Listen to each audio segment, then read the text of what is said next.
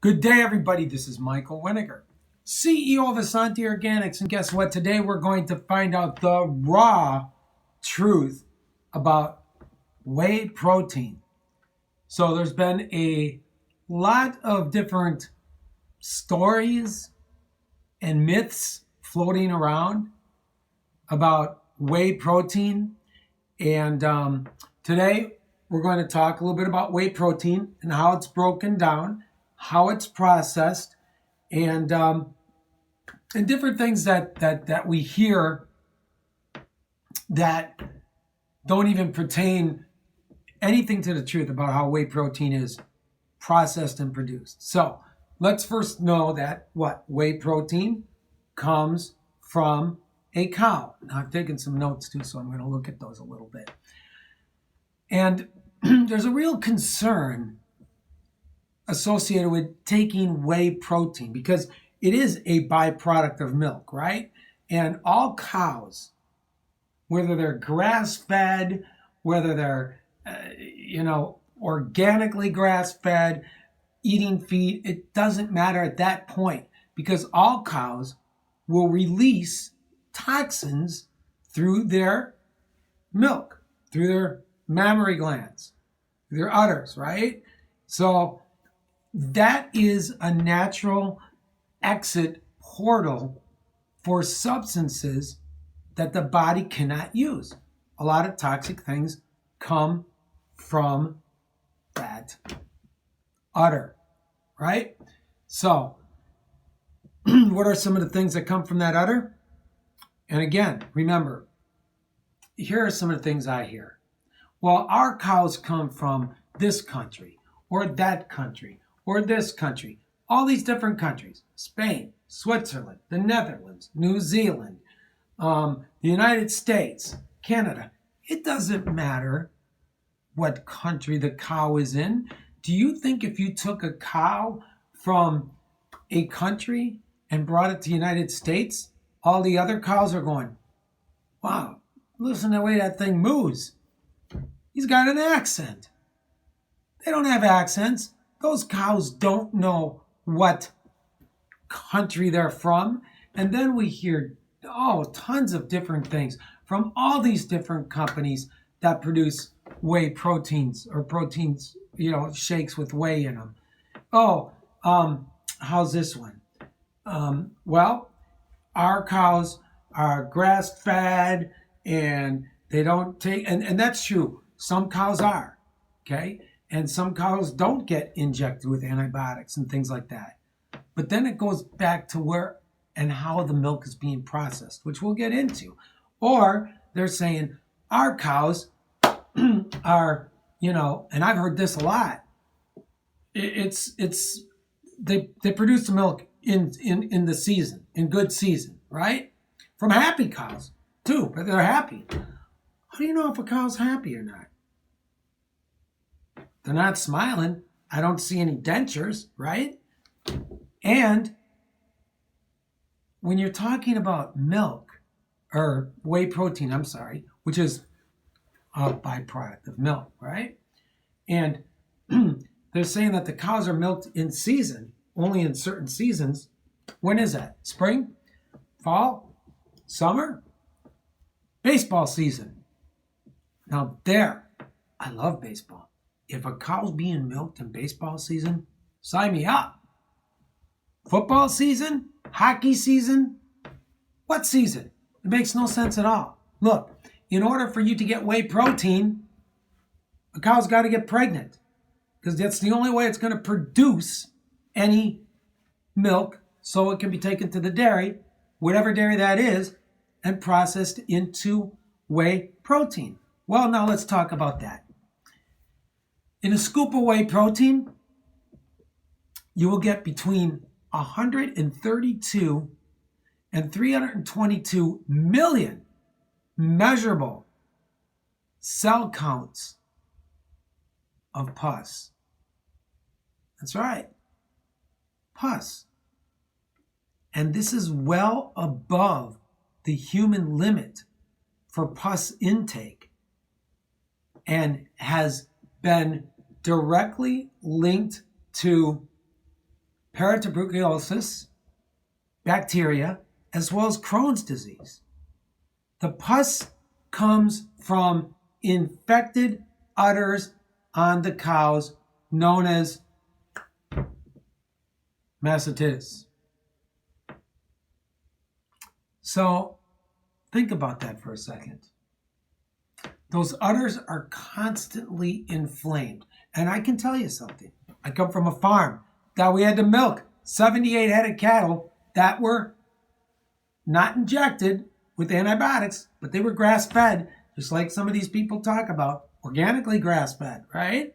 So these udders become infected because they're so overworked, right? And let's think about that as well.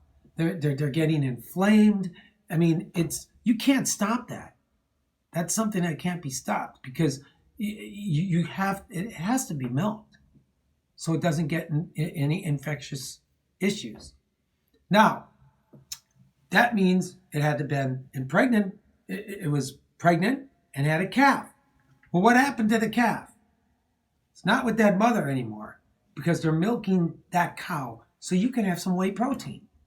So that calf is being milked, watch this one, by other cows that have infectious diseases that cannot be milked and cancer until that cow grows up. And then they're milking that cow for your whey protein, right? That's not a great thought. And if it's a male, they're going to ship it off to another foreign country so it can be made into veal. Now, the USDA allows up to 1.5 million white blood cells per milliliter of commonly sold milk. So, along with your pus cells in your whey protein, you also have to remember, really, what's all milk? White blood cells, so a cow can grow. And there's your whey protein again. Now, we're not going to talk about all the other things that can happen as far as antibiotics and things like that, because a lot of companies will tell you that they're grass-fed, they don't have any antibiotics, and all these other crazy things that we just talked about. But let's talk a little bit about bacterial invasion, because we're dealing with modified sweat glands. So whether or not all the good stuff is happening, how the cow's eating, where it's coming from, everything that people try to build a story around, you have to remember that doesn't matter because, again, we have bacterial invasions in mammary glands, which, because they're getting milked so much, wreaking havoc on the product that's being produced, right, from a lot of different tumors and cancers and things like that, and that are going to be passed along to the next generation cow, and more often to the whey that you're using. Now, let's talk a little bit about the condition of this animal that we're trying to get whey protein from. All right? Because of such rigorous milking regimes that have to be taken place, because you have to do that once the calf is gone, right? You have to remember that then cattle live in a paramount state of sympathetic stress response, as well as adrenal overload. So when our adrenal glands are overworked for long periods of time, there is an overload of cortisol in the blood. And when we're using these products and the whey protein, then we are exposed to the millions of stress response cells in the whey protein itself. So it's probably no wonder why we are a chronically stressed society. Now, despite of everything I talked about just now, let's talk about the process. So now, this doesn't matter where the cow's at, how the cow's feeling, whatever the case might be. Let's just talk regular milk, and over here, the best unbelievable organic milk you can possibly imagine. It's still they both come to one place at the dairy. And what happens next? It gets radiated 6 to 8 times. Exactly. Just like they radiate cancer. Okay? So that's to kill all the fungus and molds and mildews and all these microorganisms in the product itself. So that's a law. No matter where in the world you are, it is radiated at least 6 times up to 8 times to make it shelf ready. With that being said, milk is the first thing that they produce from the milk that they bring in, right? The next thing they make is cottage cheese because it starts to harden up. So that's the second thing they'll make once they've created the milk. The third thing would be the cheese itself because it's gooey.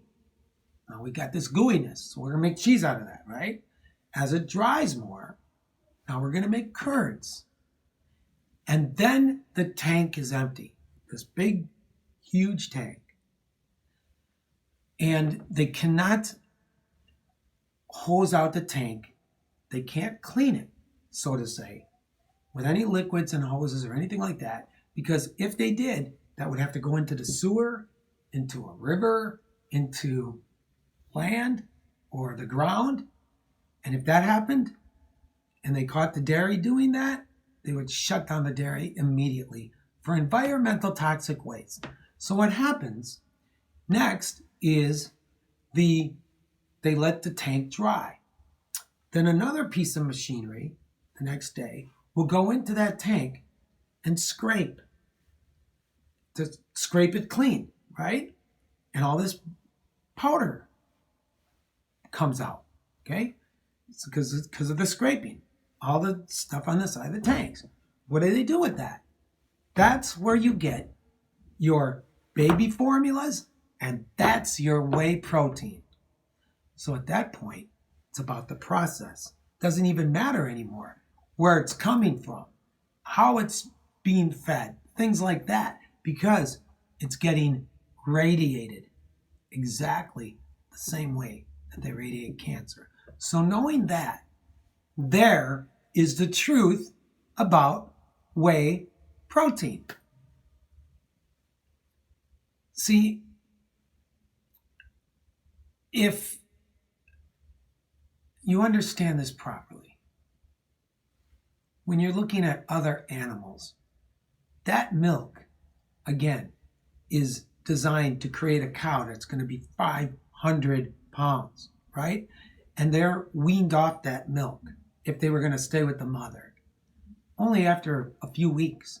And then they go alkalize. That's how they become strong. And that's how they become healthy, right?